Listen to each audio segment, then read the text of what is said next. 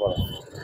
রামপাল তাপবিদ্যুৎ কেন্দ্রে কর্মকর্তা কর্মচারী নিয়োগ, টেন্ডার প্রক্রিয়ায় অনিয়ম, বিদ্যুৎ কেন্দ্রের বিভিন্ন মালামাল অবৈধভাবে লুটপাট করা সহ অন্যান্য অভিযোগের পরিপ্রেক্ষিতে দুর্নীতি দমন কমিশন প্রধান কার্যালয়ের নির্দেশনার পরিপ্রেক্ষিতে দুর্নীতি দমন কমিশন জেলা কার্যালয় বাগেরহাট হতে আজকে একটি টিম আমরা দিনভর রামপাল তাপবিদ্যুৎ কেন্দ্রে অভিযান পরিচালনা করি।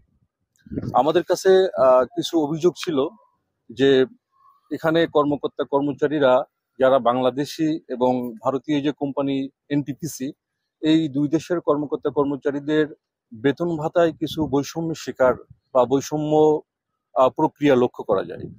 তো আমরা কিছু পলিসিগত বৈষম্য দেখেছি, যেমন এনটিপিসি যেটা ভারতের অর্গানাইজেশন, তাদের এমপ্লয়ীদের যে বেতন ভাতা বা অন্যান্য যে নীতিমালা, সেই নীতিমালা অনুযায়ী ভারতের কর্মকর্তা কর্মচারীরা এখানে বেশি বেতন পায়। সেই একই কাজ বা একই পজিশন হোল্ড করে বাংলাদেশের কর্মকর্তা কর্মচারীরা বাংলাদেশের নিয়ম অনুযায়ী, নীতিমালা অনুযায়ী তারা কম বেতন পায়। এই বিষয়টা আমরা প্রাথমিকভাবে লক্ষ্য করেছি এবং এখানে যে জিনিসটা আমরা দেখেছি, আমাদের কাছে অভিযোগ ছিল এখান থেকে প্রতিনিয়ত মালামাল লুটপাট হচ্ছে বা অবৈধভাবে এখানে আত্মসাৎ করা হচ্ছে।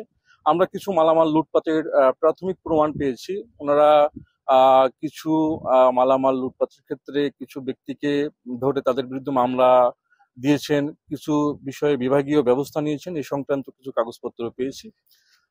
তাছাড়া আমাদের কাছে যে আরো অভিযোগ ছিল যে এখানে যে কয়লা কেনার জন্য, অর্থাৎ টেন্ডার প্রক্রিয়ায় কয়লা কেনা হলেও যে পরিমাণ কয়লা দেখানো হয় তার চেয়ে কম পরিমাণ কয়লা নিয়ে আসা হয়।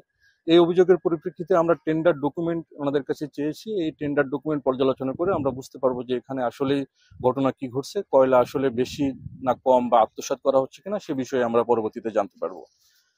তাছাড়া ওই যে এনটিপিসির যে নিয়ম অনুযায়ী যে এখানে কর্মকর্তা কর্মচারীদের বৈষম্যের ক্ষেত্রে আরেকটা বিষয় লক্ষ্য করেছি, ট্যাক্সের ক্ষেত্রে যারা এনটিপিসি অর্থাৎ ফরেনার, ভারতীয় যারা কর্মকর্তা এখানে চাকরি করেন, তাদের 3 বছরের ট্যাক্স এক্সাম্পশন আছে। তাদের বেতন যেটা পায় ট্যাক্স আয়কর দেওয়া লাগে না 3 বছর। সেক্ষেত্রে বাংলাদেশি যারা আছে তাদের প্রতিনিয়ত আয়কর দেওয়া লাগে। এই ধরনের পলিসিগত কিছু বৈষম্য আমরা দেখতে পেয়েছি, যেটা দুই দেশের পলিসি ভিন্ন ভিন্ন। আমরা এই বিষয়গুলো আমাদের কমিশন বরাবর অ্যাড্রেস করব এবং আরো কিছু ছোটখাটো বিষয়ে আমরা অভিযান পরিচালনা করি, এটা সত্যতা যাচাইয়ের চেষ্টা করি। সে সংক্রান্ত রেকর্ডপত্রগুলো আমরা সংগ্রহ করেছি। এই রেকর্ডপত্র পর্যালোচনা করে আমরা আমাদের দুর্নীতি দমন কমিশন প্রধান কার্যালয়ে একটি প্রতিবেদন আমরা প্রেরণ করব।